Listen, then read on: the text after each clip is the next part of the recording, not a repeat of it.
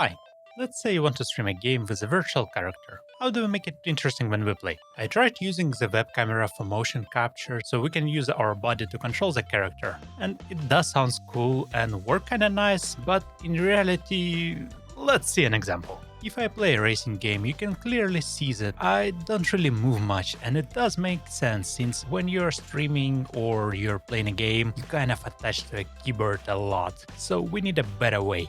To understand what is the better way, we need to understand what's happening during the game. When we play a game, we can use WASD or errors to control the game. So let's use those same inputs to make our character moves at the same time our game avatar moves. This way our character responds to what is happening inside the game as it happens and makes the whole thing much more engaging as opposed to just tracking us, because we don't really move much. This way a character looks like it belongs to what is happening in the game because it looks in real time.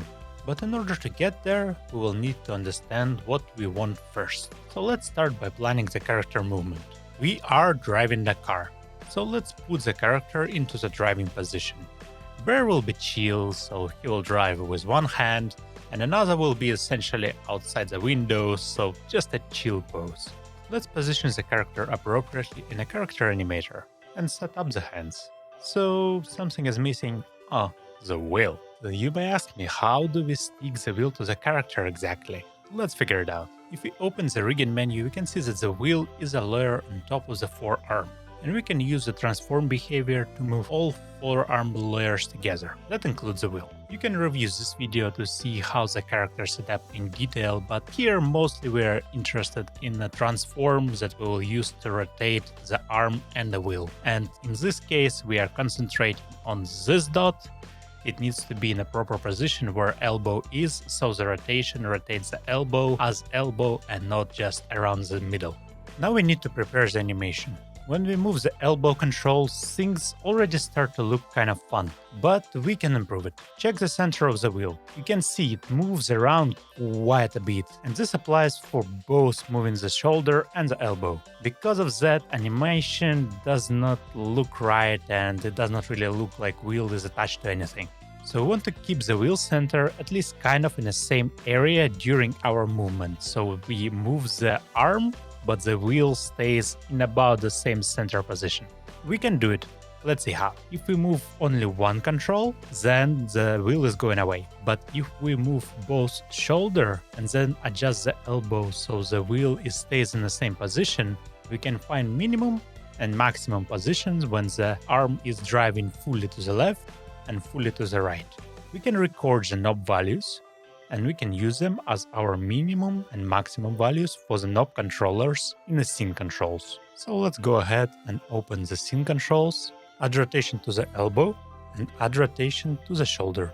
Find the minimums and maximums and set them up, and attach the value to the actual physical MIDI controls so you can move them together. If you do not have a real MIDI controller, use a virtual one. I describe here how to make one.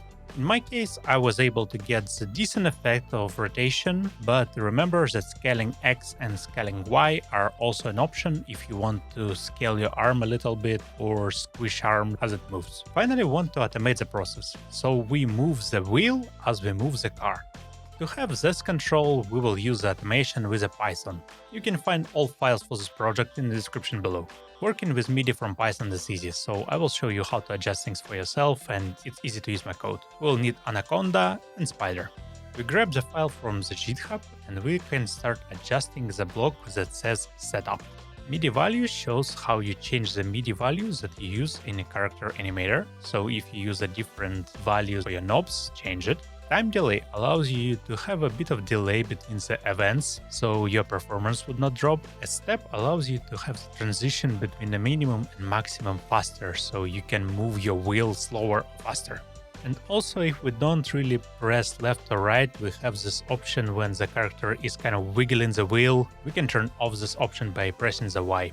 In a code itself, we initialize the MIDI output, we set up the infinite loop, and we set up the key presses that we do care about. In my case, it's arrow left and right. When we detect the key presses, we will send the MIDI value to rotate the knob to the character animator, so we just read the existing position and we rotate it a little bit based on what step we selected. That allows us to have a character that is much more connected to the game. We'll explore more controls and more ways to integrate characters later down the line, but I think this does look fine and much more engaging for the viewer. And for the future, I'm thinking to make a bunny that is gonna move much faster and can spin the wheel with 2 hands, plus maybe it can drive forever, because the bear will have this left and right extreme positions, but we can actually make it continuous, so the bunny will either move continuously to the right or continuously to the left. And we'll also figure out how to set it up. And let me know, what do you think? What type of game is worth covering? Any exciting ideas you have to share? We got a Discord now, so join if you want to discuss. Cheers.